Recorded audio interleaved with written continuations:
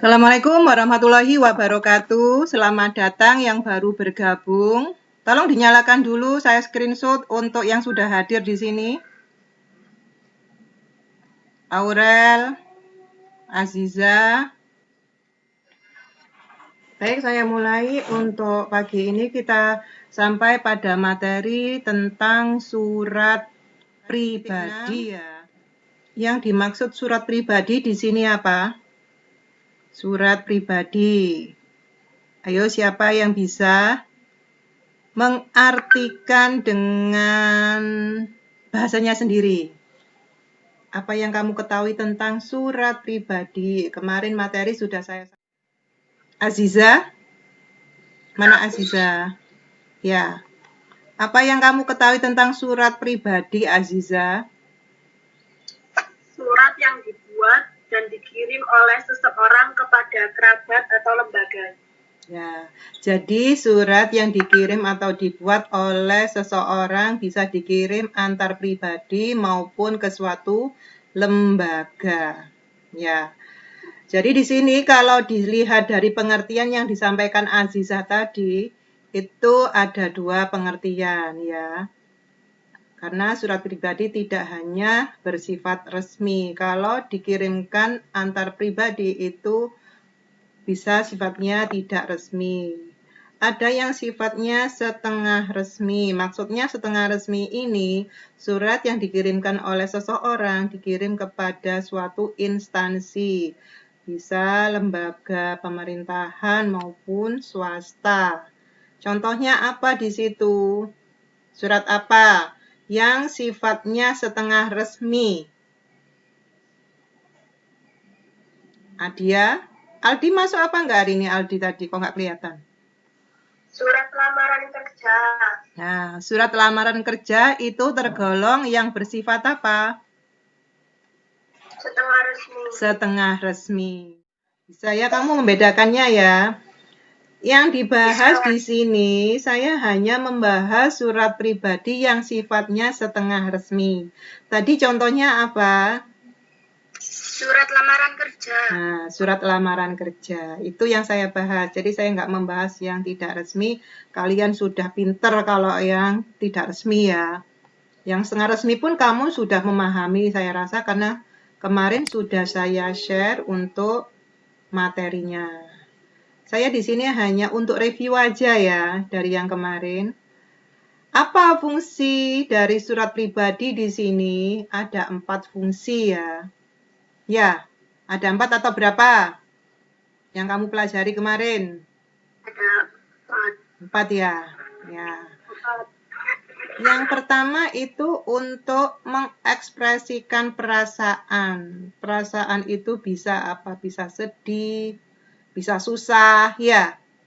Bisa gembira karena sudah mendapatkan nilai yang bagus di semester kemarin. Itu adalah bentuk ekspresi ya. Kalau susah mungkin ada temannya sakit karena sekarang musimnya apa? Pandemi, ya. Tapi alhamdulillah kalian di sini semua satu kelas sehat ya, tidak ada yang sakit kan hari ini?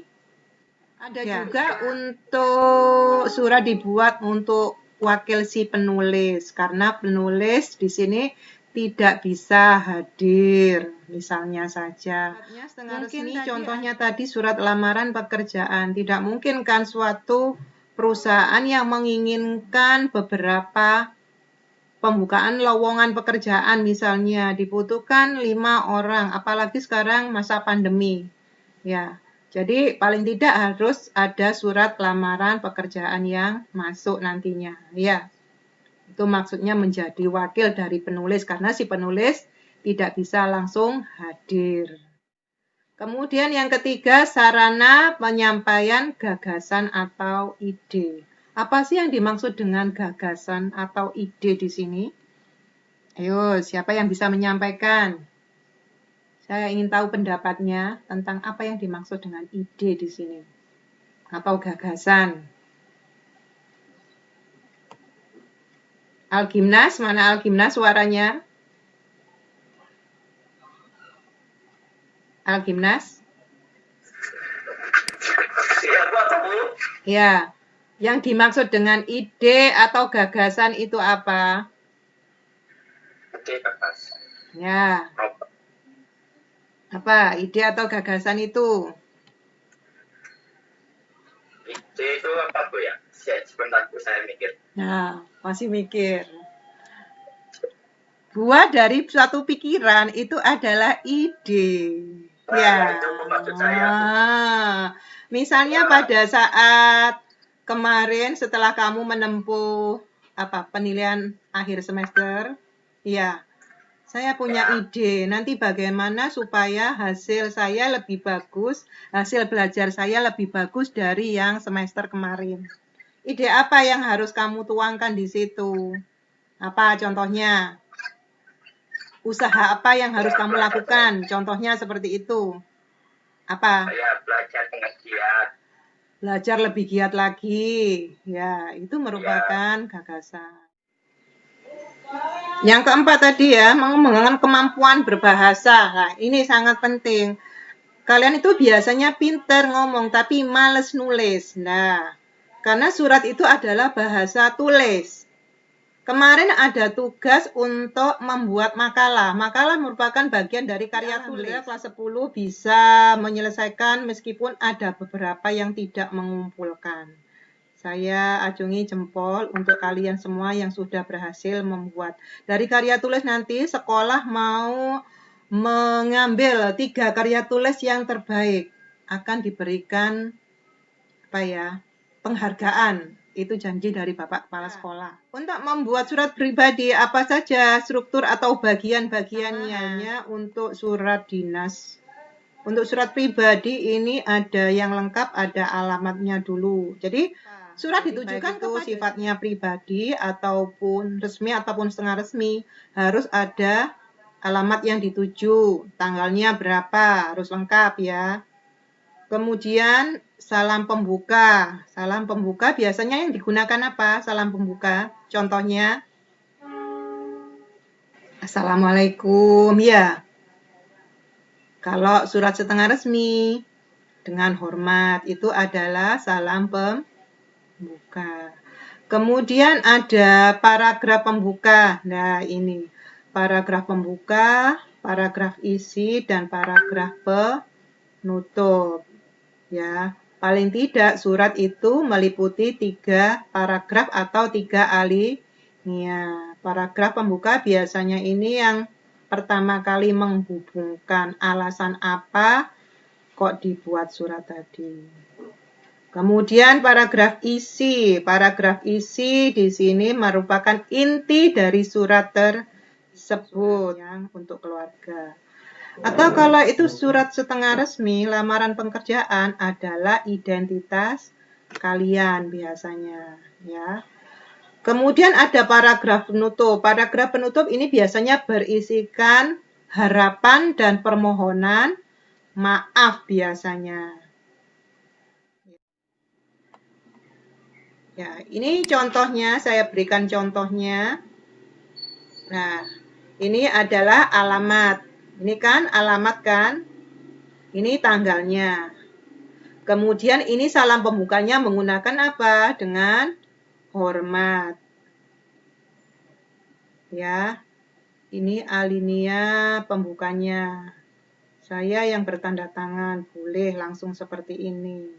Ya. Atau juga dikasih alinea pembuka. Setelah saya membaca atau setelah saya melihat iklan di media sosial atau di Google atau di internet ya, tanggal berapa, tentang lowongan pekerjaan. Nah, itu bisa digunakan untuk alinea pembuka. Silakan nanti dibuat seperti itu ya. Kalau ini contoh hanya sederhana. Makanya contoh itu kamu nanti membuatnya harus lebih bagus dari contoh. Kemudian, ini isinya. Ini merupakan isi. Sampai di sini merupakan isi. Ya. Ini surat lamaran kerja ini saya buat untuk mengajukan. Nah, ini harus jelas ya. Apa yang diinginkan nanti kamu tuangkan di isi surat lamaran pekerjaan. Sebagai bahan pertimbangan, nah ini ada. Ini maksudnya resume. Resume ini adalah daftar riwayat hidup yang bisa kamu lampirkan untuk bisa dipertimbangkan oleh si pembuka lowongan kerja atau perusahaan pembuka lowongan kerja. Melampirkan pas foto, fotokopi ijazah terakhir, fotokopi transkrip. Nah, ini merupakan apa? Bagian dari isi paragraf isi ya. Kemudian yang terakhir ini adalah harapan. Nah, harapan ini ya. Demikian surat lamaran permohonan pekerjaan yang saya ajukan. Saya berharap, nah kan isinya kan harapan. Setelah itu tadi ada salam pembuka, harus diakhiri dengan salam penutup. Ya, bisa ya membuat ya.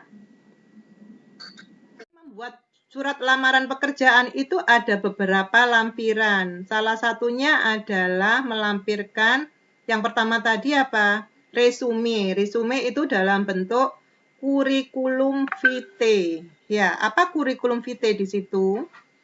Daftar riwayat hidup. Daftar riwayat hidup, pinter Aurelia. Ya.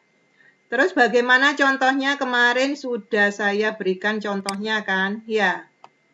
Contohnya daftar riwayat hidup. Nah, ada kan di inimu? Kelihatan? Yang saya share?